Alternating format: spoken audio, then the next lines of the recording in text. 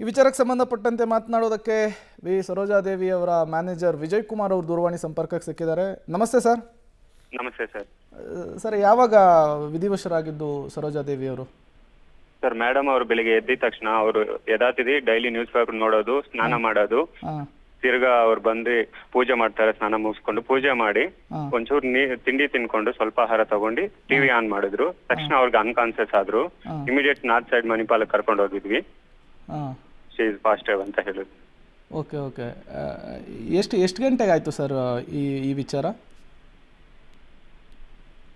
ಬೆಳಿಗ್ಗೆ 9:30, 9 o'clock. Okay okay okay. ಈಗ ಅಂತ್ಯಕ್ರಿಯೆಗೆಲ್ಲ ಯಾವ ರೀತಿ ಪ್ಲಾನ್ ಮಾಡ್ಕೊಳ್ತಾ ಇದ್ದೀರಿ ಅಂತ? ಅದೇ ದಶಪಾರ ಅವ್ರ ನೇಟಿವ್ ಪ್ಲೇಸ್ ಕರ್ಕೊಂಡು ಹೋಗೋಣ ಅಂತ ಅವ್ರ ತಾಯಿದು ಮನ್ ಮಾಡಿದಾರೆ, ಅಲ್ಲೇನೆ ಮಾಡ್ಬೇಕಂತ ಪ್ಲಾನ್ ಮಾಡ್ತಾ ಇದ್ವಿ.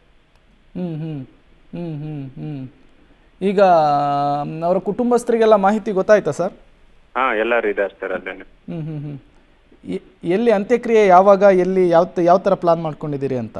ಮತ್ತೆ ನಿಮ್ಗೆ ಕಾಲ್ ಬ್ಯಾಕ್ ಮಾಡ್ತೀವಿ ಸರ್. ಸ್ವಲ್ಪ ತಲೆ ಸ್ವಲ್ಪ ಪ್ಲಾನ್ ಮಾಡ್ಕೊಂಡು ಕರೆಕ್ಟಾಗಿ ಹೇಳ್ತೀವಿ, ವಿಷಯ ತಿಳಿಸ್ತೀವಿ ನಿಮ್ಗೆ.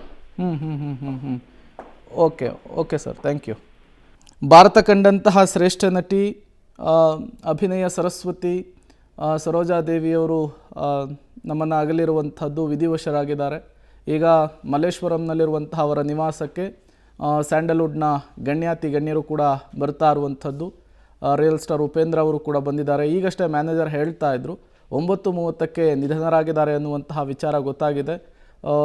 ಯಾವಾಗ ಅಂತ್ಯಕ್ರಿಯೆ ನಡೆಸಬೇಕು, ಎಲ್ಲಿ ನಡೆಸಬೇಕು, ಎಲ್ಲದರ ಬಗ್ಗೆ ನಾವು ಸಿದ್ಧತೆಯನ್ನು ಮಾಡ್ಕೊಳ್ತಾ ಇದ್ದೇವೆ ಅನ್ನುವಂತಹ ಮಾಹಿತಿಯನ್ನು ಕೂಡ ಕೊಡ್ತಾ ಇದ್ರು. 7 ದಶಕದಲ್ಲಿ 200ಕ್ಕೂ ಹೆಚ್ಚು ಸಿನಿಮಾಗಳಲ್ಲಿ ಆ್ಯಕ್ಟನ್ನು ಮಾಡಿದವರು ಸರೋಜಾದೇವಿಯವರು.